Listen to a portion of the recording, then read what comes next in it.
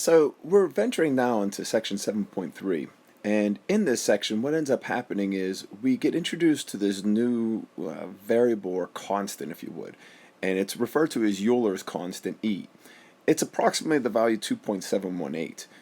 And for us, for starting off, all we're going to do is we're going to treat Euler's constant just like any other variable. So one of our first objectives is simply just to be able to use the variable in the sense of being able to simplify expressions. So before, progressing into 7.3, sometimes going back into section 5.1 and looking at our properties of exponents would be a good just refresher to do before progressing into 7.3.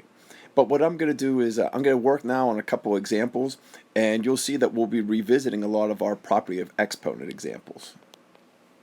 So if we go ahead and we take a look here, what I'd like to do is take a look at a couple of these EVA questions, and let's just start off basic here with number 4. And in this first one, what I see is that first and foremost, I have the same base, which is E, and I see that I have multiplication.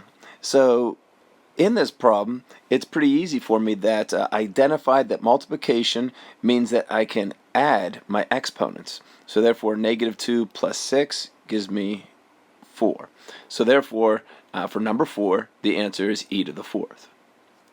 Now, let's go ahead and move on to a different example here, and let's move on to number 6 over here.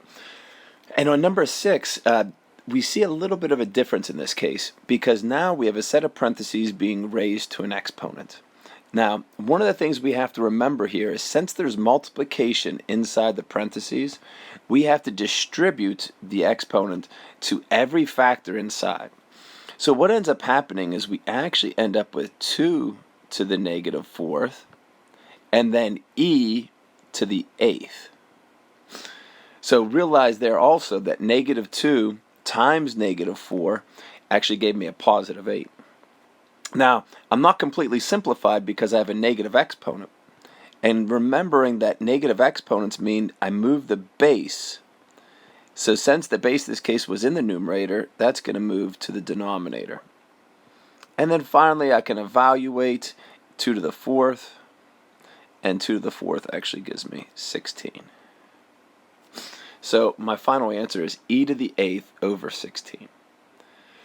Now let's go into another multiplication example here, and let's look at number 8. And what we see as unique in number 8 is the fact that now our exponents actually have x's involved with them. But again, our properties of exponents remain the same, such that the base is going to remain the same, and that base value is e. I'm going to add my exponents now. So whenever I look here, I see I have like terms of x and -3x. So that gives me -2x, and then I just write plus 4. I can't combine the -2x and the 4 because they're not like terms. So this is my final answer, e to the -2x plus 4.